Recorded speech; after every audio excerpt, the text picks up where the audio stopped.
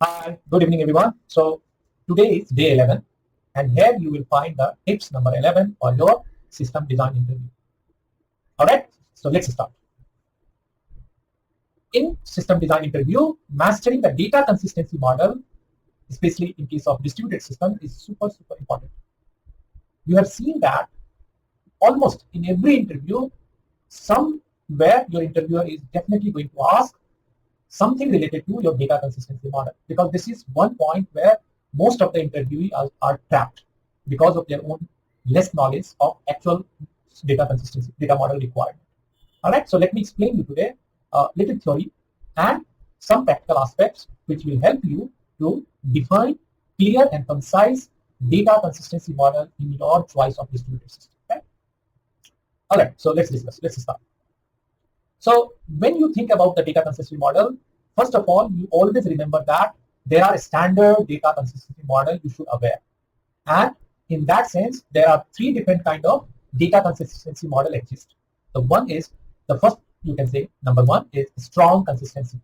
So this strong consistency guarantees that all nodes see the same data at the same time.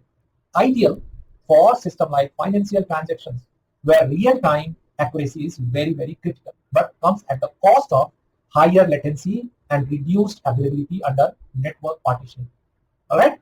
So if you remember, in some video I discussed about the gap theorem, and there I already mentioned that how you can compare latency and fault tolerance required in your system as per gap theorem. Right?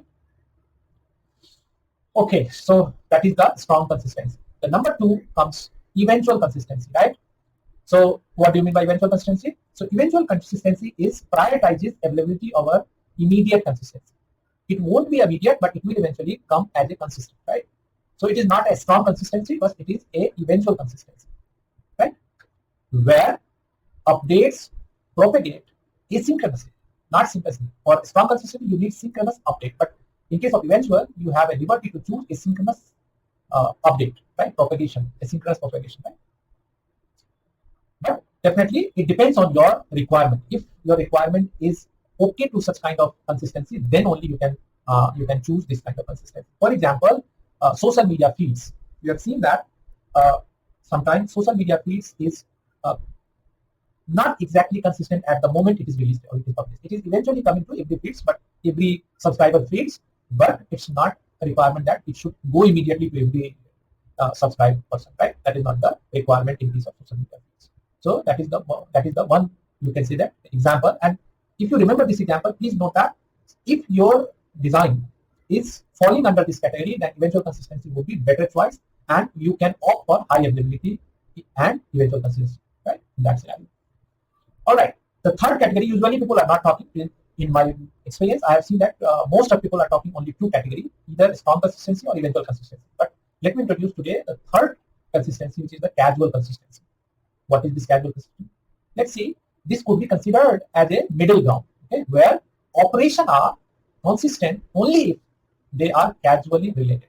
This model can optimize performance in system when operation must maintain partial ordering, like collaborating, editing, platform expenses. Okay, so okay, I think I discussed today all these three, but strong consistency you are very much 100% sure when you will apply. Eventual also you will understand when you will apply, but casual is little kind of middle ground where there is no guarantee of consistency in this case. If something is like one example, you can say that another example, one is the collaborative environment. It's not like that 100% guarantee you will see. Maybe sometimes you can miss the consistency also. But one example, if I will give you, streaming uh, between the server and client. Client is designed in such a way that if some frame is uh, delayed or have high latency, in that case, it is better to drop that frame. No need to draw it because that time is already passed away, right?